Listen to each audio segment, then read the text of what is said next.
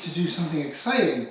Every 2 months I get a little red box, sometimes it's not red, from Creek Stewart. He really likes me. So it's about 32 American a month, which is a fair amount of money. Have subscribed since 2014, and obviously cost of living is really dimming what's in the box, and they need to address that. So what's in this box? Alright, I have no idea. Let's find out. Oh. This makes me laugh. I have an enormous black walnut tree in my old home, and indeed black walnut is very useful as a guide. So I guess this is when a shemagh and a bandana have a baby. Okay.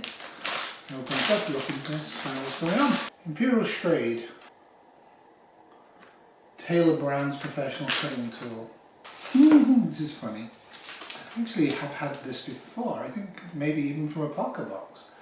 But there you go, it's a tiny survival guide, and I actually did a review on this, I think. It's not what it used to be. Ooh! Little wooden cup. Whiskey and liqueur, I guess. Stress ball. Apocabox stress ball.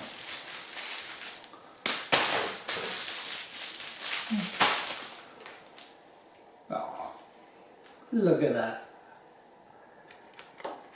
Merry Christmas from the Creek Stewart family. I think it's the 21st of January today. I got this like yesterday. And a reptile knife. Again, not really sure why I keep getting these. It's just a blade, and I guess you could put paracord wherever you like on the handle. I mean, it's heavy, it's going to rust. How many of these do I need? Pocket guides, these are great. Oh, the Quincy! This would be useful if I had access to a large amount of snow and felt inclined to sleep outside when it's cold. And yeah, nice. Happy with that.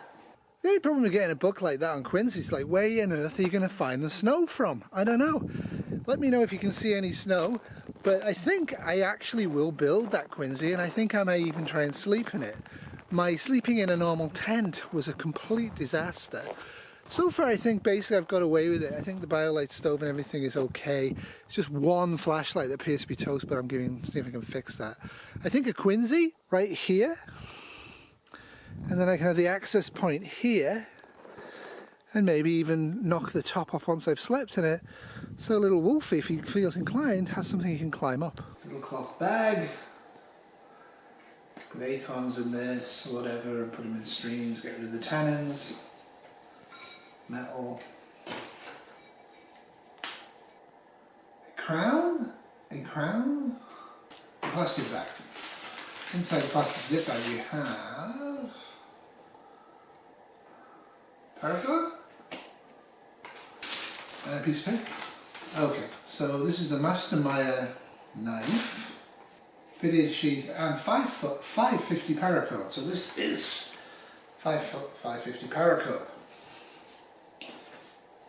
Alright, so if you feel inclined, you can make a handle. And then you can unwrap the paracord in a pinch, and you have cordage. Yeah, I'm thinking on this. Keep getting stuff like this. Usually it's a Reptile Works knife. They're not actually bad, but I'm thinking more of as passive defense unit. Spear points, ground stuff, tops of obstructions. This sort of knife, if you just polish it up nicely, ooh, can really do a number on people who don't know it's there if they're trying to crawl over it. Off the top of my head, this is an A. It's an A because I really like this. Not altogether sure what this is. It's a plant stand? Let us find out. The knife, although kind of redundant to keep getting knife after knife, is actually a decent size one and decent weight, so I like that. No idea. This is actually a great way to introduce to people dyeing from natural sources, so I don't really have a problem with that.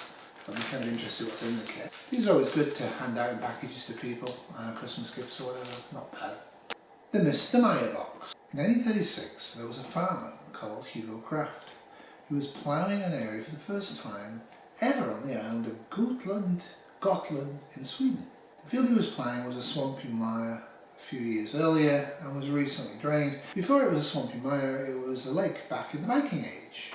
We come from the land of the ice and snow, from the midnight sun where the hot springs flow. You know, soon doing something like that will actually get the video banned because of copyright. It's getting ridiculous.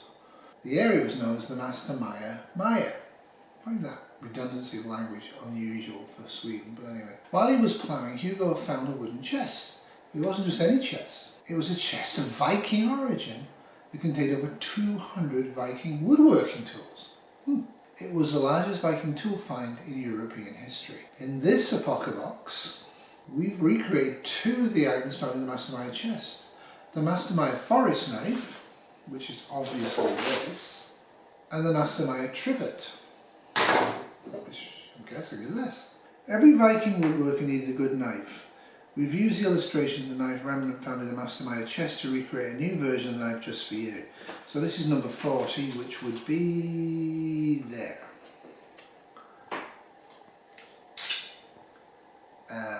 This is the Master Meyer trivet. It's made out of iron, I guess, and it's pretty heavy. This is exactly like the one used by the Vikings. Illustrations 92 and 93. So I put this down on a flattish surface and I put coals underneath it.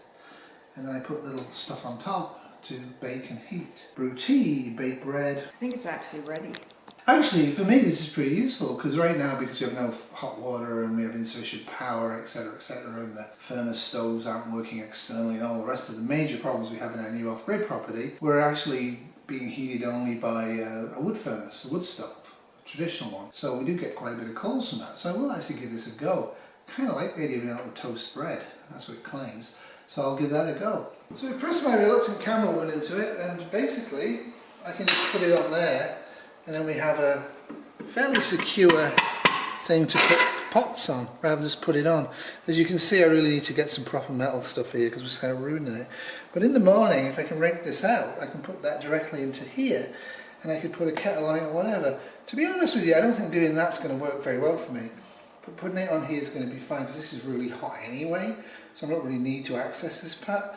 But for maybe baking bread or something in the summer, maybe, I don't know. This is going to get hot though. Are you okay with it there? Yes. Now for those people who are wondering, it's about minus 28 centigrade outside today. It's very, very cold. And I'm wearing a t-shirt. And the only heat in the 3,000 square foot house is that wood stove out there. And that's why a passive solar house is a good idea. All the power's coming from the solar as well. This is not the world's smallest liqueur cup, though I think it's actually a useful idea to use that as a liqueur cup. This is a similar thing. He actually sent a full size one ages ago. And did he tell me to finish it? I can't remember. Scandinavian Kuska scoop. The Kuska is a traditional Scandinavian carved wooden cup made from the burl of a birch tree. This is a mini version for scooping flour, coffee, or for souping as a soup spoon. Does not mention liqueur. Perfect addition to any bushcraft kitchen. Oh, okay. This is not a stress ball. This is a hacky sack, so you can do the whatever if you are younger than me. This is a rescue knife. So he said he saw somebody on a car accident this to cut seatbelts with, which kind of makes sense when I'm looking at it. I already have one in my car, so I don't really need this, but I'll keep it as backup. Oh, okay. Didn't notice this. I have to check these boxes carefully. This is your Jameson Soapstone marker steel holder. Soapstone, as you all know, is a metamorphic rock, reading this across, composed largely of magnesium-rich mineral talc, with a marking on wood for cutting and carving, or writing survival mission on stone or windshields.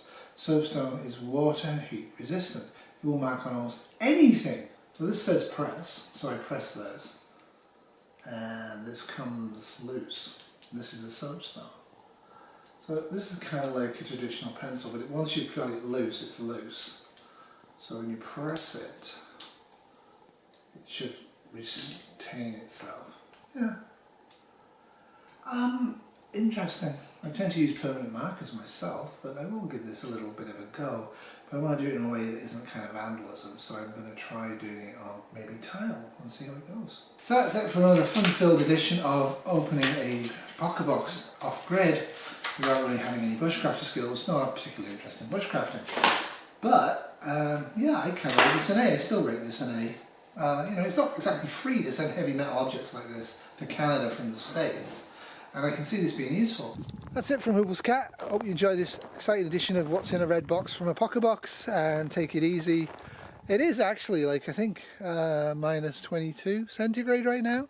What I've been doing the last few days, I'm not going Windhoff on you, is I've actually been going out for short periods of time dressed like this, because I actually, well, the boots are essential, because I actually want to kind of get more acclimatized and rugged to the environment I'm actually in.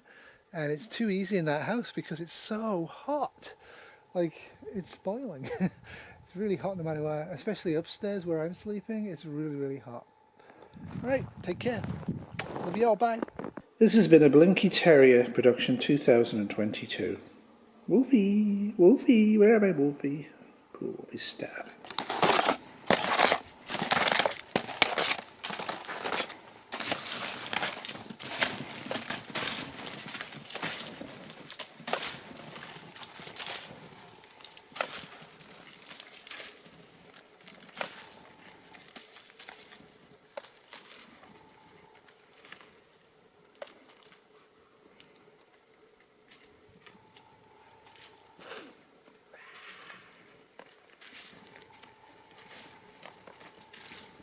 So, snowshoes help, but it's still a ton of work. But as you can see, even with softish snow, this isn't very frozen yet. I'm still sinking in a fair amount. Anyway, that's just a quick shot. Me and Kitty are off to walk on the beaver ponds. And that's basically it. Could be just peeing. Hello, Puffin Eater!